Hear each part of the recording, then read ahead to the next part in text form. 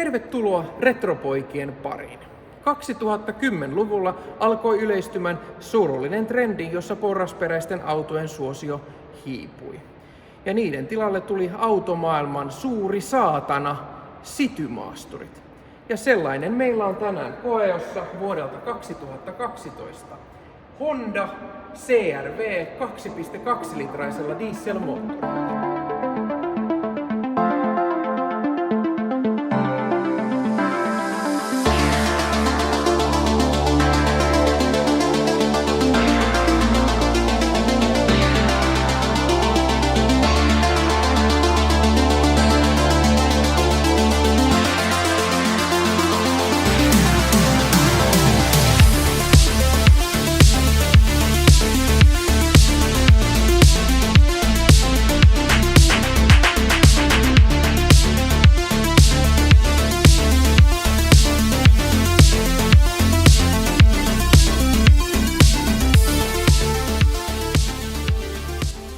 Ja herra Yamaton lempiauton eli Honda CR-V:n konepelin alla hyrisee 2.2-litrainen turbodieselmoottori, joka tuottaa 150 hevosvoimaa, 350 Nm ja näin ollen siis 110 kilowattia.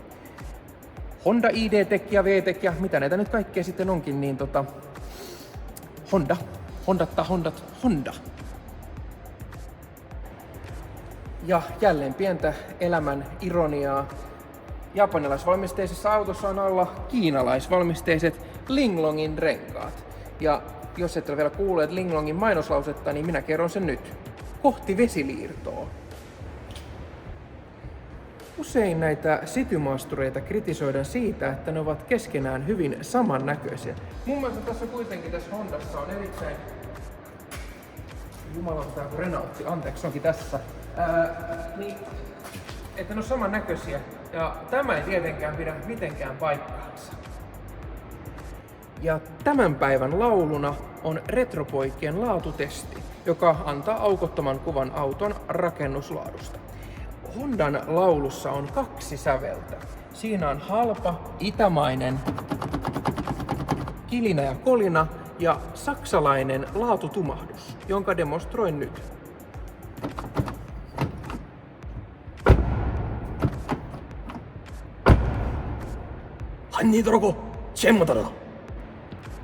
Ja tehdään jo tunnetuksi tullut ja kaikkien rakastama retropoikien tilatesti, joka selvittää aukottomasti takaluukun tilavuuden.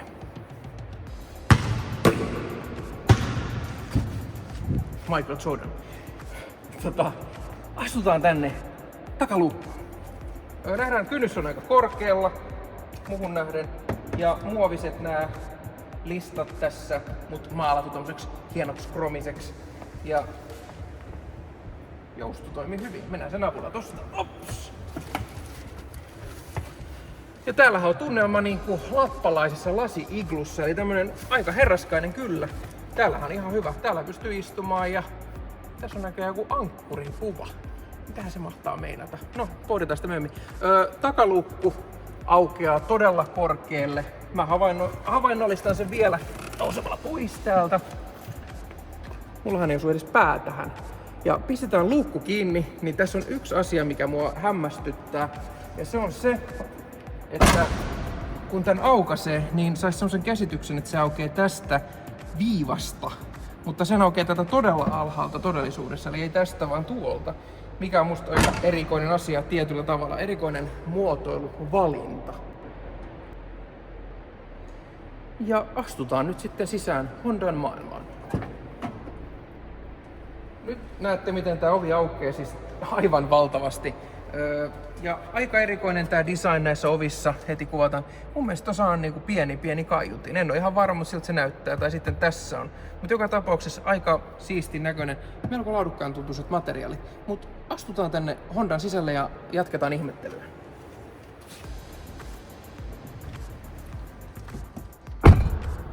Ja tervetuloa tänne Hondan takapenkille.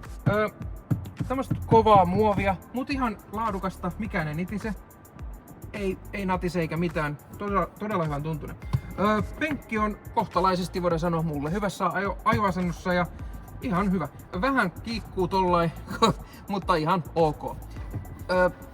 keskisloiperi, jossa lisävarustena koiran karvoja. Tippuu tänne olla samalla tavalla kuin noissa Toyotissa esimerkiksi. Toyotissa, onko se sana niin? No, mietitään sitä myöhemmin. Tälleen. Kangaspenkki, ihan kohtalaisen mukava. Ja erikoisena kuriositeettina siis se, että täällä takapenkillä istutaan jonkun verran korkeammalla kuin tuolla edessä. Eli päälinja on täällä melko korkealla, mutta silti päätila on ainakin mulle ihan hyvin tämän mun töttöräni kanssa täällä, että ei siinä puolella mitään valittamista. Ja penkit, nämä niskatuet saadaan tähän klassiseen Phantom Menasesta tuttuun Roger asentoon.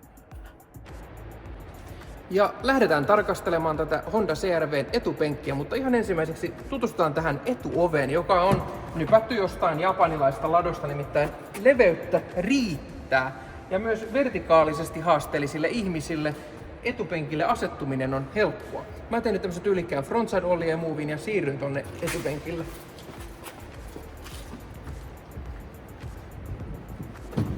Siirsin vähän penkkiä samalla ja laadukkaasti tumahtaa.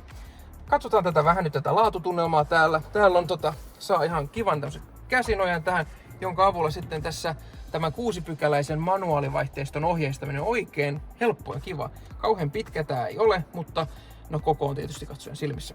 Ja täällä on tämmönen sinertävä mittaristo, aika tyylikäs, tykkään. Ja ratti tuntuu hyvältä. Tämmönen japanilaisen auton tyylinen.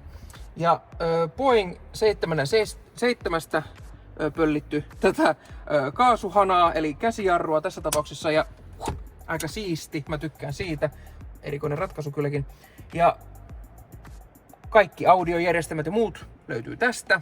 Ihan siistit, nipukat, tuntuu hyvältä. Ja aika hauskaa tämmönen kuriositeetti, vähän puumaisella materiaalilla verhoiltu tänne pikkulukku, jossa on aika tämmönen miellyttävän tuntuinen pikkunappi. Ja noin se aukeaa tolleen pehmeästi. Ja mikäli Honda-kuskit on samanlaisia kuin Toyota-kuskit, niin me emme tule täälläkään pettymään. Täällä on kakkoshansikasokero täällä alla. Avataan se. Ja kun käden pistää tänne, niin mitäpä täältä löytyy? No perkele! Täältähän löytyy Autoilijan tiekartta Suomi. Maksettu kirjapörssissä 4,90 €. Nyt tänään me suuntaamme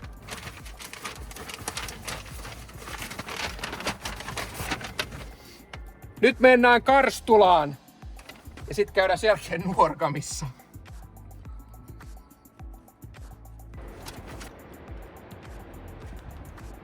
Jenit tai henki. Istumista mainitsen sen verran, että aika hyvän tuntuiset tämmöiset kuppi-istuimet antaa hiukan tämmöiselle keskivartalolihavalle setämiehelle aika mukavan tuen. Oikein kiva. Japanilaisista autoista sen verran, toisin kuin siinä Avensiksessa, niin tämä auto varsinkin on kirottu näillä helvetinmoisilla piippauksilla, ja se kakofonia nimittäin alkaa saman tien, kun lykkää tän avaimen tänne virtalukkoon. Kuulostellaan hieman ja nautitaan. Kello on 6. Kohta töihin. Ja sitten kun pistetään virrat päälle, niin piippausten määrä kasvaa.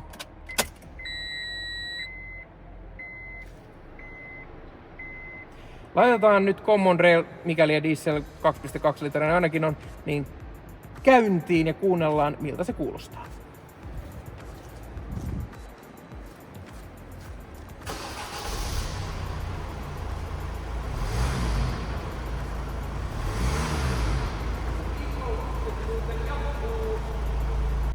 Ja nyt meidän kuvaaja sitten kiertää tätä autoa, kun tämä auto on paikallaan, ja hän avaa muun muassa takaoven.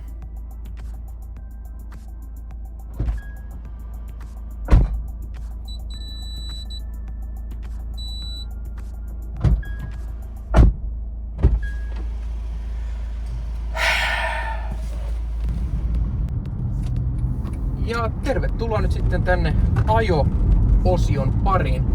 Ensitunnelmia.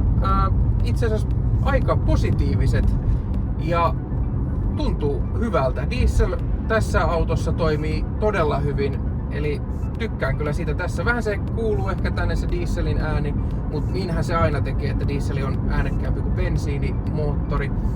Ja yhtenä positiivisena asiana mainittakoon se, että tämä ei ole paskakasa nimeltään Nissan Qashqai. Ja Nissan Qashqaita ei siis pitäisi ikinä valmistaa, eli kun verrataan Citymaastureita, niin kyllä tämä Honda CR-V on parempi kuin se. eihän niitä voida saman päivänä verrata, joten se on hyvä asia. Tämä ei ole kasvuväi. Ja kerrotaan hieman tästä Honda CR-V:n historiasta.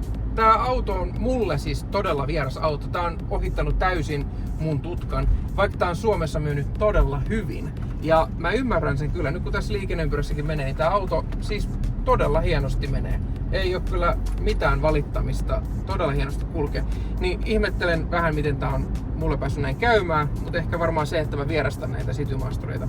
Mutta historiasta sen verran, Honda CR-V esiteltiin vuonna 1995, Jonnet ei muista. Ja sen jälkeen tästä autosta on esitelty 6 sukupolvea. Ja jokainen voi niihin käydä tutustumassa, jos on kiinnostunut. Tämä sukupolvi, tämä on 3. Esiteltiin vuonna 2006 ja tätä valmistettiin vuoteen 2012 asti. Ja tämähän on siis sitten viimeinen niistä malleista, sikäli kun mä oon oikein ymmärtänyt. Ja tämän jälkeen on tullut vielä 3 lisää ja nyt on siis tosiaan se 6. sukupolvi menossa ja se on aika hienon näköinen. Ja jos on yhtään parantunut esimerkiksi ajettavuus, niin voisin väittää, että se on todella upea auto ajettava, mutta eihän me niitä täällä meidän kanavalla niin uusia autoja ainakaan vielä olla koeajamassa, mutta tämä on ainakin ihan kiva. Ja oli oikein pakko pysähtyä, koska tämä oli niin hieno. Täällä on rokkareitten rakastama Fidget Spinner. Let's roll on, boys! Ja lähdetään rauhallisesti kiihdyttämään.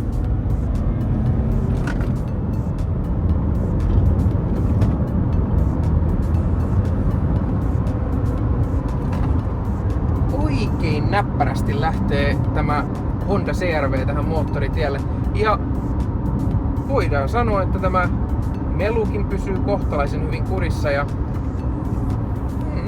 ihan kivan tuntunut. Katsotaas.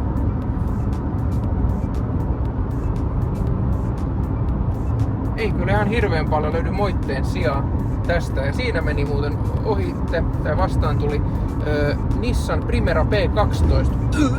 Nissan Primera P12. Hyi helvetti, mihin jäi P10 ja 11? Niitä mä kaipaan. Puhutaan hieman näistä City-maastureista ja nämä on ollut mulle itselle vähän ongelma just siitä syystä, että ihmiset pitää näitä vähän niin kuin korkeammalla arvossa. Vaikka nämä on hyviä autoja monet, niin nämä on silti City-maastureita ihan syystäkin ja monet ihmiset pitää näitä ihan vaan maastureina ja sitten tässäkin autossa on älykäs, muistaakseni Haldex-kytkimellä varustettu neliveto, joka on erittäin halpa muuten korjata.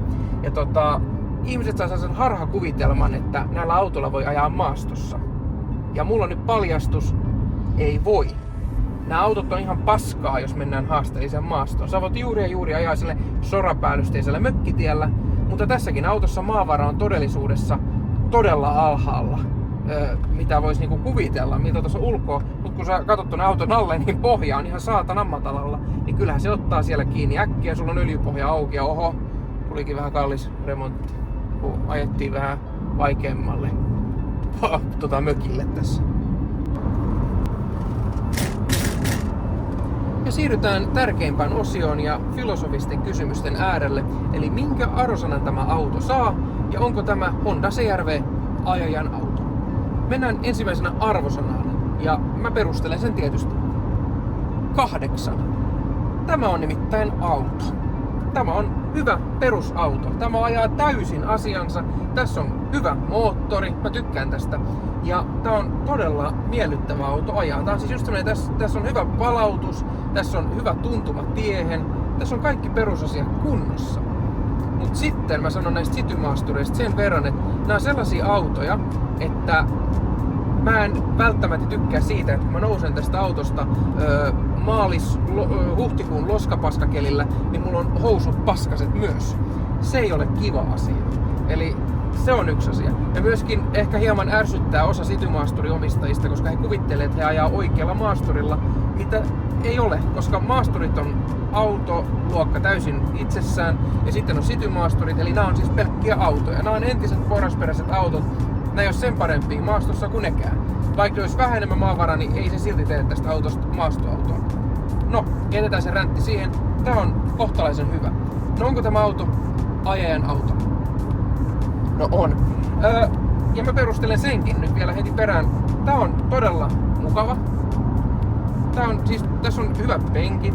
Tässä on muuten todella hyvät stereot tuossa kun kuunneltiin musiikkia, niin erittäin hyvin soi. Aika hyvä basso ja kirkas ääni, se on tosi tärkeä asia autossa. Ilmastointi puhaltaa kylmää. Manuaalivaihteisto toki, mä ehkä tykkäisin, että se olisi automaatti, mutta mä en vaan tiedä, sopisiko se tähän autoon. En tiedä. No, kuitenkin. Materiaalivalinnat kaikkinensa hyvät. Laatu on kohtalaisen ok. Ja täällä on hyvä, kun tää on tällainen korkealla, niin täällä on miellyttävä ajaa. Ja tällä autolla pystyy ihan todistetusti käymään siis tuolla Nuorgamissa.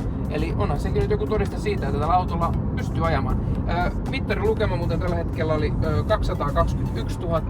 Ja se on yksi osoitus siitä, että tällä autolla pystyy myös ajamaan kohtalaisen suuria kilometrilukuja. Eihän se nyt tee vuoteen kuin 10 tonnin tässä 12 vuoden aikana, mutta siitä huolimatta tämä auto on ajajan auto ja Suomessa tämä on suosittu ja ymmärrän kyllä täysin miksi. Let's roll on, boys.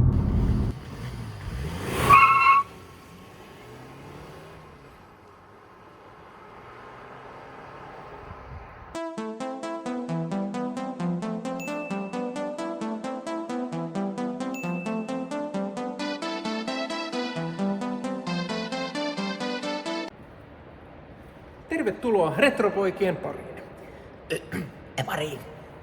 Repari. Ripari vai repari?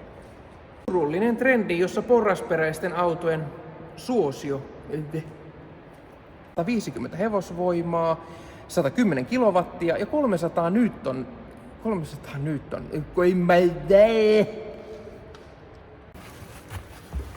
Täällä on tämmöiset olot niinku intialaisessa.